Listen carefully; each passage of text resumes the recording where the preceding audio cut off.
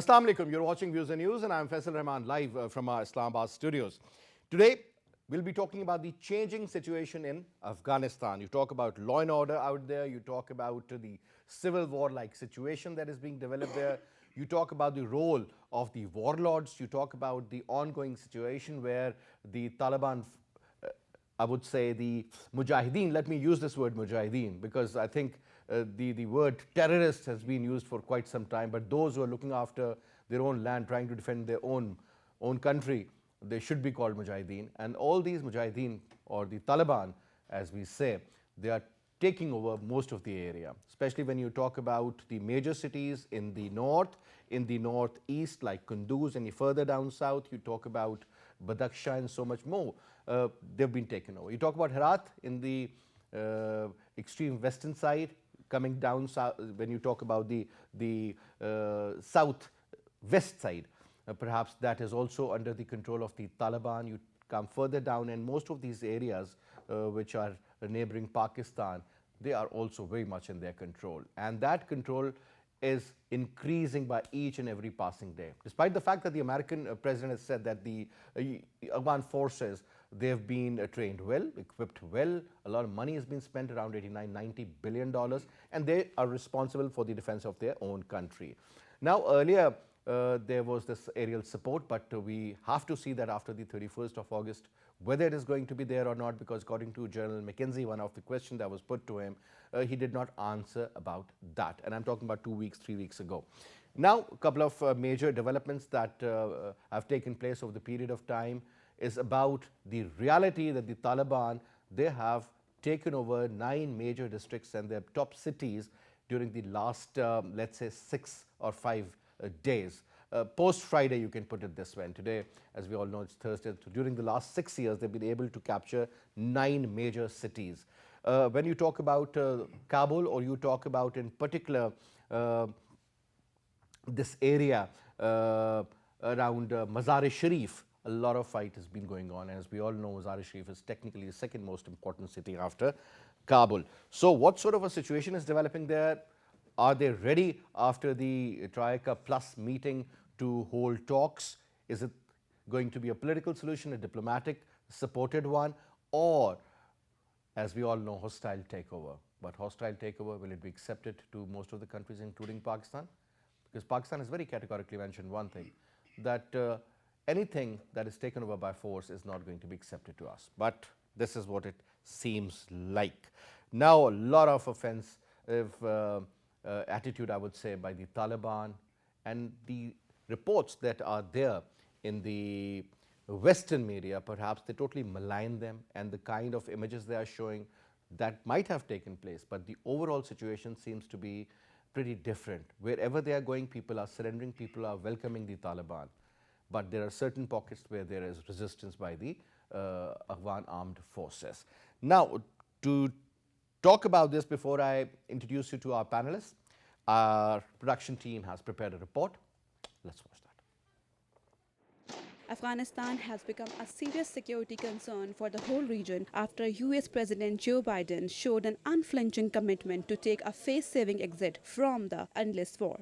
President Biden said that he has no regrets on his decision and Afghan forces have to fight for themselves. Despite the US military intelligence reports have declared that the capital of Afghanistan will fall into the hands of the Taliban in the next 90 days, the established hegemon is still leaving the war-torn state and its citizens at the courtesy of the two battling power contenders. When the world was expecting the United States to rebuild and reconciliate Afghanistan, the hegemon is just taking the selfish exit from the battleground by putting all the blames on Pakistan and responsibilities on Afghan forces. The Prime Minister of Pakistan, Imran Khan, recently in a statement again asserted his stance on being neutral in the Afghan war and said that Pakistan is only sought to be useful for the United States in the context of settling their created mess in Afghanistan. Otherwise, the United States has made India its strategic partner.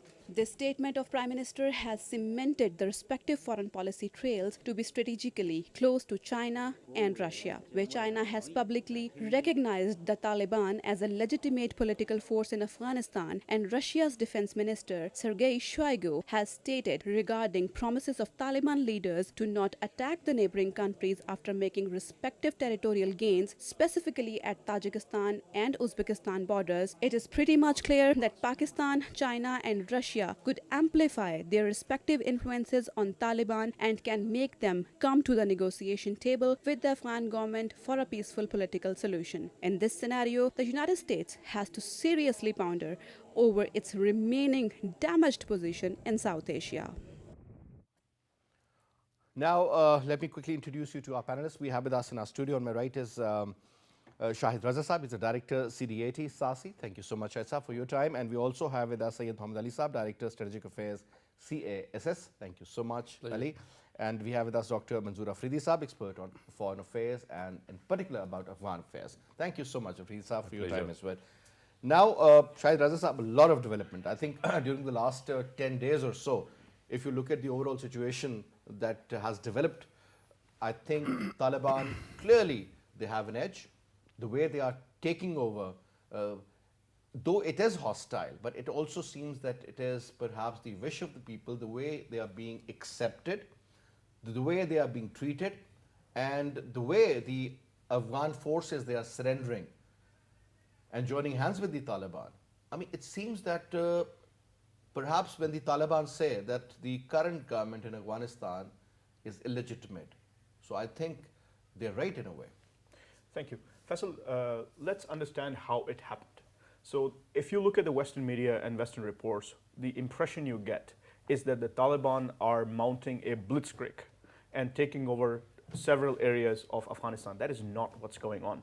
What's happening is that the Taliban have been preparing for this offensive for 20 years. They have been cultivating their sleeper cells. They have been cultivating their influence in the peripheral districts of various provincial capitals in Afghanistan. So they were actually waiting for the opportunity which has been given to them by the exit of NATO, which was actually an inevitable reality to happen. So from a strategic perspective, what has happened is that the Taliban have cultivated their influence inside these areas for a very long time. And the reason why the people are, and especially the tribal elders, are shifting over to the Taliban, why the Afghan National Police is shifting over to the Taliban, why the Afghan paramilitary is shifting over to the Taliban, even the Afghan National Army and members of their special forces units are shifting over to the Taliban, is because they already have overwhelming influence in that region. And you would have noticed that there hasn't really been much of a fighting in those areas.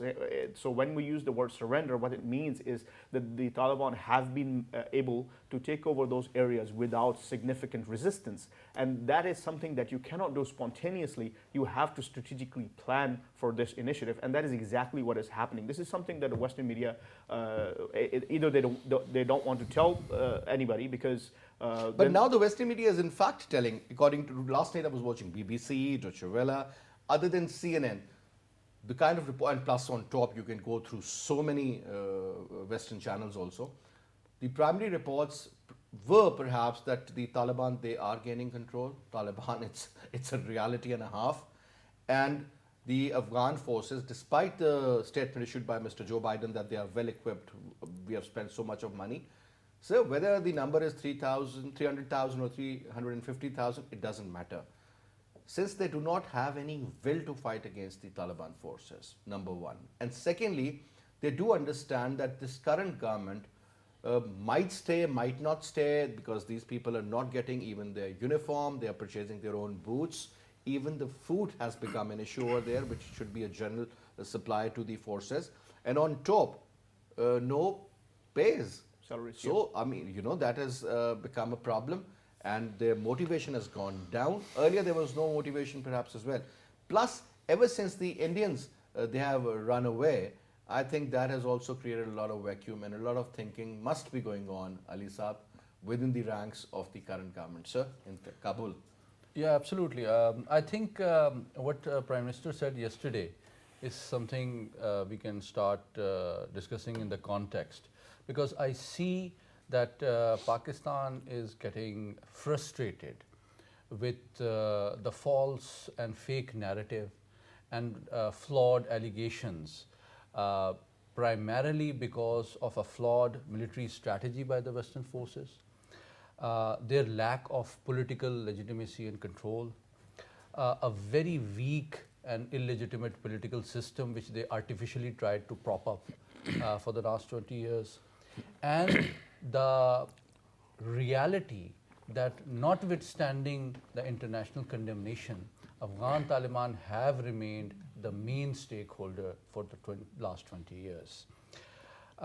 And lastly, the lack of progress despite Pakistan's consistent efforts on the diplomatic front and the inflexibility of the Kabul administration. These are the six main characteristics of the Afghan strategic canvas that we see.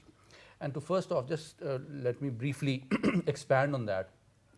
The US strategy when they came here was flawed because it was primarily based on revenge, anger and hatred, and they used too much force, and they were too ignorant, and they overlooked the culture and the Maybe strategic they really character. believed in their firepower, Lisa, and secondly, when Bush issued that statement that we'll smoke them out. Absolutely. And we all witnessed what happened in Tura Bora, carpet bombing. And I think they were so... But actually, the Americans were smoked out of Afghanistan. They were so They practically arrogant ran away.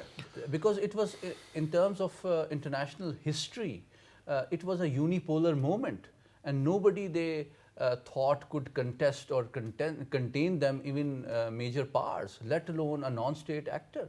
So it is understandable, but they were also very neglectful of the strategic character of Afghans, and this demeaning behavior led to the misreading their strategic culture, and they tried to prop up a political system which was alien from the local culture, tribal system, and also it led to bad governance. It had bad governance. It could not create and develop the roots on which I think they can Afghanistan have the during the last legitimacy. 20 years it stood at #1 as far as corruption is concerned. I mean, whosoever was in power made money. It was perhaps a war of dollars instead of a war against a narrative that was to eliminate the Al-Qaeda. Faisal Saab, imagine. Now, Al-Qaeda only- is still there. Taliban, they have gained more strength. And even when they were in power, areas they could never get hold of, those areas they have captured before they are opting for Kabul or Mazar-e-Sharif for that matter. Oh, absolutely. And look at the amount of money the Americans have spent here. More than $1 trillion. Only on the Afghan National Army, according to US Newsweek magazine, today, it reports more than $84 billion were spent. Imagine, this is like 6 times the defense budget of Pakistan. And what do they have? Now they are bombing with B-52s those But targets for how long? in What order about to post prevent them. 31st August scenario, sir? That is going to be another issue. Absolutely. So now they are bombing their own weapons to prevent them from being used by the Afghan Taliban. Yes. So they are not actually helping the Kabul administration, which I think, and just to endorse what Shahid Saab said, I think the strategy of Afghan Taliban is very interesting, and if I can briefly share its main features, it's not just kinetic, because there is disproportionate focus of media on the kinetic aspect and the territorial gains. They control most of the international border crossing points. What does Almost that all, mean? yeah. So they completely control the international trade. They are controlling exit the points international and the entry points, both. So they are controlling the economy. They are choking Kabul economically. They are not going to get any logistics, fuel, ammunition, weapon supply from anywhere else. And the latest reports, as we talk, are reporting that perhaps Kandahar has fallen or is about to fall. The forces of Afghan Taliban, and it's the second biggest city of Afghanistan. And lastly, the real problem is, despite this rapidly transforming ground situation, the Kabul administration is not showing flexibility. As we speak, when the Troika Plus is meeting in Doha, there are reports that Mr. Abdullah is willing to show some accommodation. some accommodation. But Mr. Ashraf Ghani is adamant that he wants to save his crumbling house of cards at the cost Because, of sir, he is trying to Afghan save his lives. life. Exactly, he is trying to save his life, because when you talk about Kabul, because I think we have the right person here to, in fact, answer this question, Dr. Manzoor Afridi Saab. Afridi Saab, the ground reality and what we study in the papers or whatever we get to hear through the media, it could be biased. Let's put it this way for a moment. But, sir, the reality is very different. I mean, when you talk about Ashraf Ghani, the Americans, I still remember in Doha when they concluded that the government of Afghanistan will eventually release 5,000 Taliban prisoners. That was the actual bone of contention between the Americans and the Afghan government. Ashraf Ghani refused that. And then that was where the problem was, because then the American engagement multiplied with the Taliban. The issues were sorted out without even consultation of the Afghan government. But, sir, when the Taliban actually are not ready to talk to Ashraf Ghani, they believe he's nobody, it's a puppet regime. So in that case, do you think this man can hold his office for a longer period of time? Because according to, I'm not talking about the local media, I'm talking about the international media, the Western media, they say perhaps it could be between 3 to 6 months that Kabul is going to fall. Well, Faisal Saab, of course, there are various opinions about the ongoing situation in Afghanistan and what you talked about, the Afghan Taliban and the Afghan government situation. Yes, it is very much difficult if we analyze it through various spectra. For example, look to the situation and the the command of the Afghan forces they are fighting against the Taliban, and now Taliban, they are moving closer to and more closer to Kabul. And first the Taliban, they captured small cities, and now they are moving towards the provincial capitals, and now 10 provincial capitals have been captured by the Taliban. So it means if Taliban, they are moving forward, so the Afghan forces, why they are on back foot. Second thing is that yes, it was decided in the agreement between the Afghan Taliban and the US administration that 5,000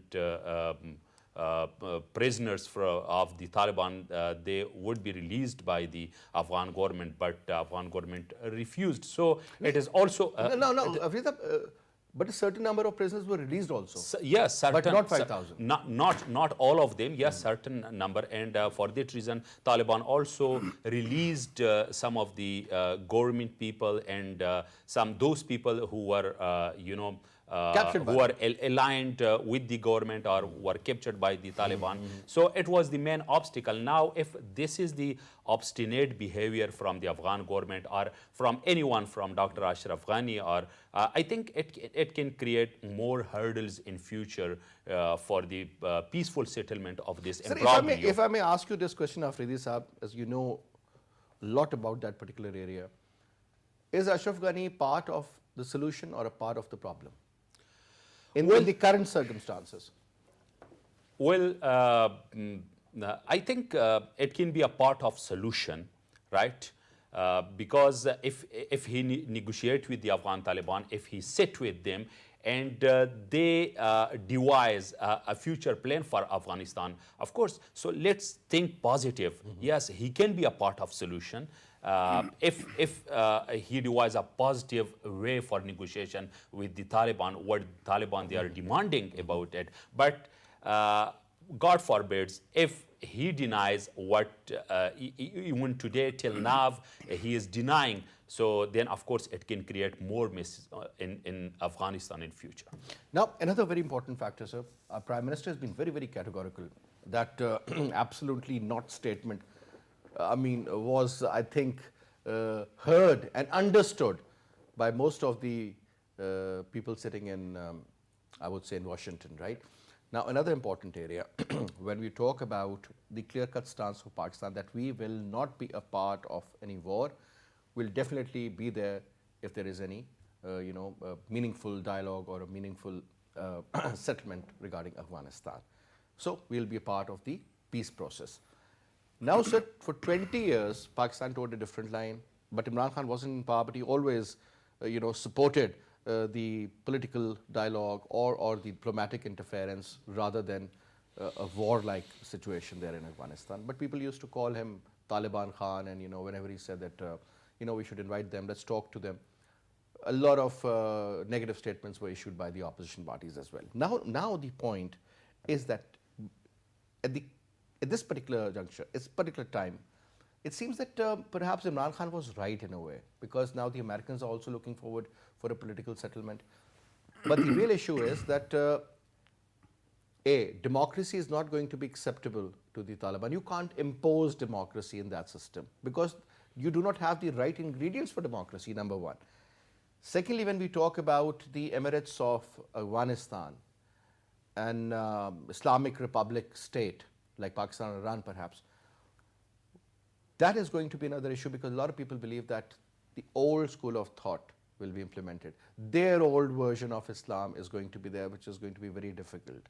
It has more of a cultural content in it rather than the religious aspect.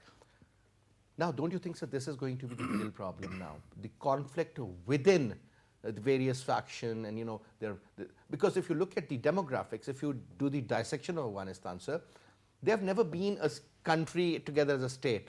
Different groups, tribal areas, working together under one flag. Yes, it makes sense. But they always had their own conflicts. Whether you talk about having power or you talk about having control over a certain area or perhaps controlling the exit and entry points as earlier mentioned by Ali Saab, because it was all about money at the end of the day.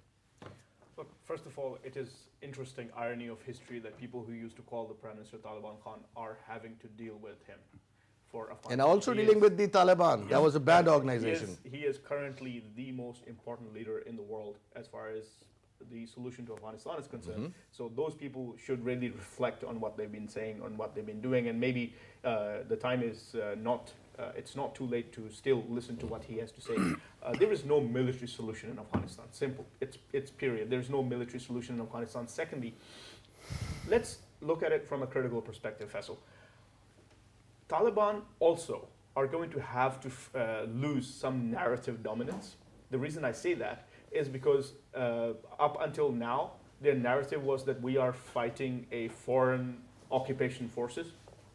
And that is how they crafted their narrative, and that was their major source of support in Afghanistan. But now, this what you have stated about the civil war situation in Afghanistan, the Taliban will have a slightly difficult time to navigate this because, as you rightly pointed out, the internal rifts inside of Afghanistan, especially ethnic and geographic rifts, are absolutely real. There are tectonic plates in Afghanistan, and in order to keep those tectonic plates from colliding with each other, there has to be a political solution that Prime Minister Imran Khan has been stating, and Pakistan has been actively working for to strike a compromise between people who, as you have rightly pointed out, are at odds, and they are being forced to live in a centralized state. Probably the biggest problem with Afghanistan so far has been that every government in Afghanistan has tried to run Afghanistan as a centralized country. Maybe it should be a decentralized country with more autonomy to its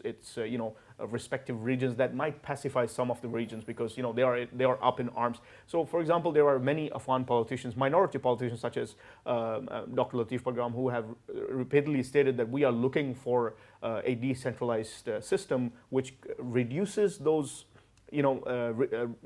differences between these groups such as Uzbeks, Tajiks, Pashtuns, and other groups, so they can strike a compromise on a set of principles as to how they are going to govern their country, because at the end of the day, it is their country. They have to decide how they want to take this country forward.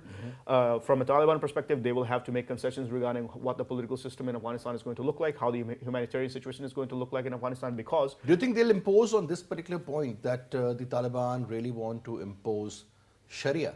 Look, implementing Sharia in a country can be done under a modern instrument like it's been done in Pakistan, for example, under a representative democratic model. But the thing is, do not Taliban realize this, that if they become part of a new administration in Kabul, if it's a power sharing agreement, or as you've stated, hostile takeover. In any case, do you not think that the Taliban would have to actually seek international recognition once they That is $1 million question. Yeah. So if they want to seek international recognition, they want to be recognized from the UN. Afghanistan's economy is broken, so they will have to go back to the international monetary system. They will have to deal with them as well. They will have to deal with European Union. They will have to deal with the Arab Union and other groups like ASEAN, SCO, etc., and the regional, this regional network of multilateral organizations that Afghanistan needs to number one, survive, and number two, thrive. So even if the Taliban come into government and actually impose themselves,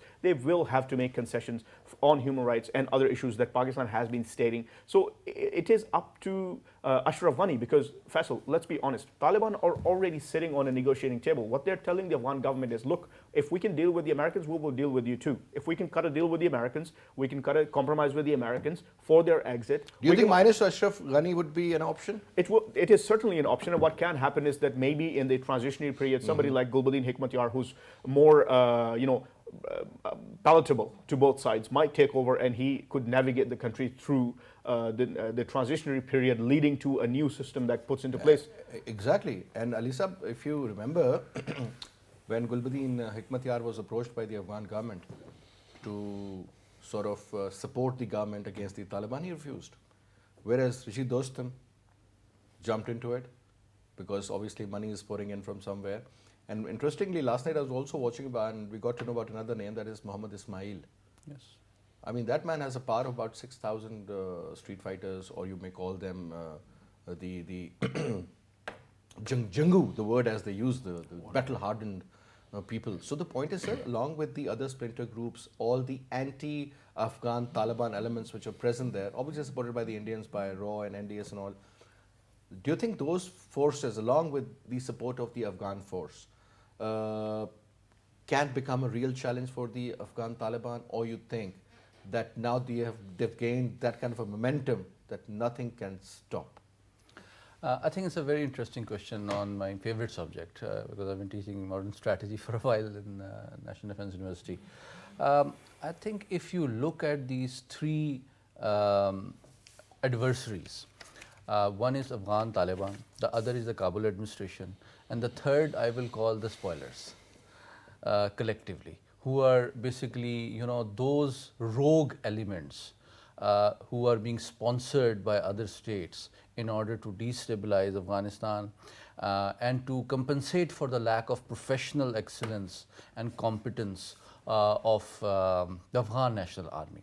Very interesting, a few facts for your interest and also for our viewers. Look, what has happened? You don't fire your army chief in the middle of the battle, do you?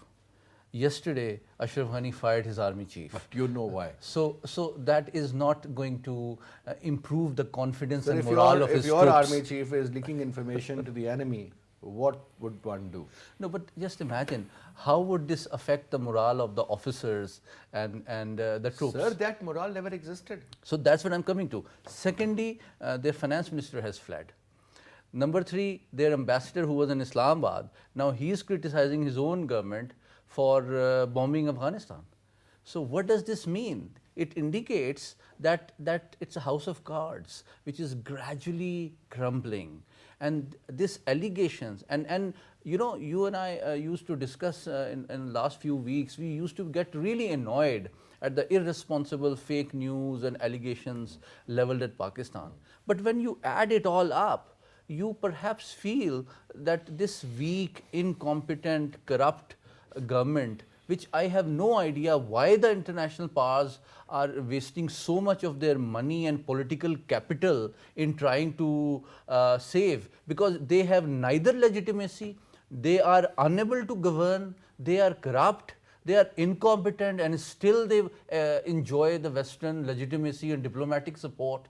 It makes no sense. And from the strategic logic as well, a non-state actor which commands huge support and sympathy within Afghanistan, like Afghan Taliban, would not have survived for 20 years if the people did not allow them to survive. They would have reported them to... So that means that the support for the Taliban was always there at the very grassroots level. Because and the obviously support- they did not get out of Afghanistan, they diffused into the system. I want to explain the nature of support. It's not just arms, ammunition, money, and food. You know, when the world's dominant superpower with dozens of allies are there for 20 years, with the world's best intelligence system, with satellites, with electronic intelligence, with human intelligence and everything, and they cannot get rid of this non-state actor. That means that non-state actor commands the support, the sympathy of the people, and they blend into it. It's an Afghan resistance force which is fighting for the freedom of their country and on the basis of their strategic culture and way of life. Now, you can't bomb a country into democracy, can you, Faisal? Right? Americans have always tried. So, I you fail see- to understand what have they brought into that country. Talk about Iraq. So there's a long list, at least 20 countries. So now what I am rather relieved, let me frankly tell you, by a very confident, unambiguous and unapologetic narrative that Pakistan's Prime Minister has articulated yesterday. That instead of trying to appease people, instead of trying to clarify and keep on answering, it's about time that we review our narrative and we tell the international community, you did not ask us when you were coming here. You were not discussing strategy here. When General Kiani was talking to Americans, you would remember, the Americans had no answer. What would you do when you attack? Will you force these people into our territory? How will you? They never coordinated with us. And now, when they are going, they have resorted to bombing again. So, and that throws the Doha Accord out of the window as well, because that was primarily aimed at cessation of violence between Afghan Taliban and the U.S. And you are negotiating with them. I said in another program, very interestingly, as a last comment in this round, who allowed Afghan Taliban to open their political office in Doha? It was the U.S. Where is the CENTCOM headquarters? Doha. Despite all odds. Doha. And where are the negotiations taking place? Doha. Doha. Where are the B-52 bombers taking off from? Doha. Where are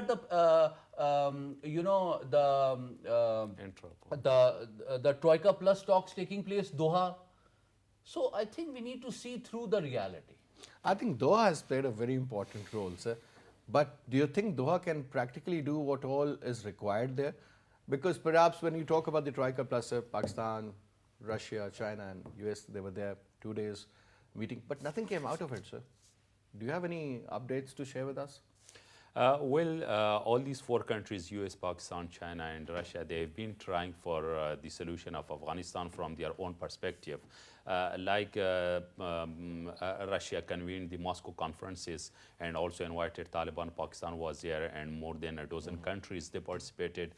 About China, so China was a member of the QCG Coordination Group alongside with Pakistan, Afghanistan and the United States. Although that was not a very fruitful platform for this and could not create such meaningful results, but it was there. And especially the China's role to bring Pakistan and Afghanistan closer to one another. And the US so much role either to have a solution for Afghanistan through force or through negotiations where various kinds of strategies used, but it lost. That was the Doha agreement signed between the US administration and the Taliban. So I think now the four countries, I don't think so that there was, a single, there was single point agenda about Afghanistan, but not very much meaningful consensus developed among these countries. I think all of them, they want their own perspective, but at least to exclude the United States, the other countries like Pakistan, China and Russia, they want to have a regional solution for Afghanistan because if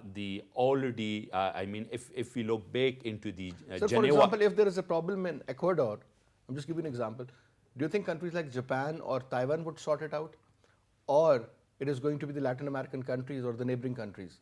Of That's course. how it has been always throughout history. Yes, I'm coming to that point. That the neighboring countries, they are very much important in all kinds of political situations, and especially most particularly now in the case of Afghanistan. So we have seen after the, when there was withdrawal of the Soviet forces from Afghanistan, in the backdrop of Geneva Accord, if we see. So United States, of course, was there, but the regional countries of Afghanistan, except Pakistan, they were not taken into confidence, and we have seen the civil war, we have seen all this mess in the 1990s. So now if there is a regional solution and a regional kind of, umbrella type is there for the Afghan conflict solution, I think it can be better. So there is close coordination also among Pakistan, China, and Pakistan, Russia about the Afghanistan situation. Now international community, United Nations are all the major powers. They have to recognize this fact that we can't bring any kind of stability into Afghanistan until and unless there is consensus of the regional or the neighboring countries of Afghanistan, where Pakistan is the most important. Now, another very important factor, sir, because Afghanistan, brings in a lot of issues for us also, especially when you talk about Pak-U.S. relationship. Earlier, we were forced into this war by just, giving us no option and saying either you're with us or you're against us. So Pakistan couldn't afford to be against the United States of America. So whatever we did, good, bad, or ugly, that's a separate chapter. But we became the non-NATO ally, and at the end of the 20 years, see what we went through. I think the worst period Pakistan can ever think of were those last 20 years. War on terror, bombings. I mean, you talk economy. I mean, there's a long list. Perceptions have changed. You have increased the number of enemies. Now, sir, in such a situation, when you end up hearing that the Afghan solution perhaps is that there should be democracy. They should sit down and talk. Troika Plus was there to make sure that negotiations should be on the table rather than the settlement should be on the ground. But I think it is going to be a mix and match of both. But it's a Pak-U.S. relationship. That was, ever since we heard this word AFPAC, I think the trend went down as far as there. I mean, everything went down. Whether you talk about the kind of support we gave, I think we would have gotten so much from the Americans, we did not. Now, sir, in year 2021, once the Americans have left, or whatever number is still there is going to leave around 31st of August. Now, the simple question is that, sir, do you think Pakistan is going to be still looked upon through the prism of Afghanistan? Or you believe, because Joe Biden hasn't called the Prime Minister, and there seems to be some sort of a problem somewhere. But obviously Pakistan cannot leave the Americans. So, sir, how to sort of maneuver now? How to move forward? Because this AFPAC needs to be bettered now. New formula. Forget to look at Pakistan through Afghanistan. So we have had a great relationship in the past also. Faisal, very interesting question. Let me answer it from American perspective. America, for a very long time, especially during the last 20 years and even about 10 years earlier than that 20-year period, has suffered from a complete and absolute paralysis of policy regarding Pakistan. It is because they have always been trying to cultivate a strategic alliance with India, and that strategic alliance with India was always going to come at the cost of Pakistan, not because Pakistan wants it this way, but because this is how India wants to enter into a strategic partnership with the United States. But let me take you back to a comment you've made. Pakistan needs America. America needs Pakistan as well. And this is the message that Pakistan's National Security Advisor has communicated to the Americans repeatedly, that let's sit down and talk about how we can create a new framework for Pakistan-U.S. relations. Do you think this particular in the meeting future. between Jack Sullivan and our NSA with Yusuf, that was productive? I think it's a very productive meeting because it kind of has created that ice-breaking effect. Obviously, you understand state policies take time to evolve. Americans still are in a transitionary phase from Afghanistan, so until they're completely out of the inertia of the Afghan war, they will not be able to have the opportunity to think about Pakistan, their relationship with Pakistan in a neutral, strategic manner. And what is that strategic manner? There is an emergence in in the Asian continent, and Pakistan is at the center of that emergence. When you talk about BRI, when you talk about the SCO, when you talk about the Golden Ring Initiative, when you talk about the alliance of the big five, Pakistan, China, Russia, Turkey, Iran, and Central Asian countries that are landlocked in between, this bloc is emerging. It is inevitable that it is emerging. If you combine the GDP of this bloc, the combined GDP of this bloc is either equivalent to or greater than the U.S. GDP. So it's kind of no-brainer for the Americans to have a decent, working, practical relationship with Pakistan. All right. We cannot expect a emotional, kind of classic relationship with the Americans, but we feel that It can be negotiated. This is It can certainly be negotiated, it's an art of impossible. politics is the art of compromise. Yeah. So quick comment and then over to you, sir. Yeah, thank you. I think Pakistan and US relationship will enter a new phase, but it will be more realistic, and it's about time that the US starts looking at Pakistan not in the context of a third country. So you were the strategic partners, then you were the Yes. transactional partners, and I'm not sure whether you're the partners or not because Biden is not talking to our prime minister. No, but we have had 3 very important engagements which indicate a mature relationship. The national security advisors of both countries have met twice, once in Geneva, once in Washington. The military leadership has been in touch.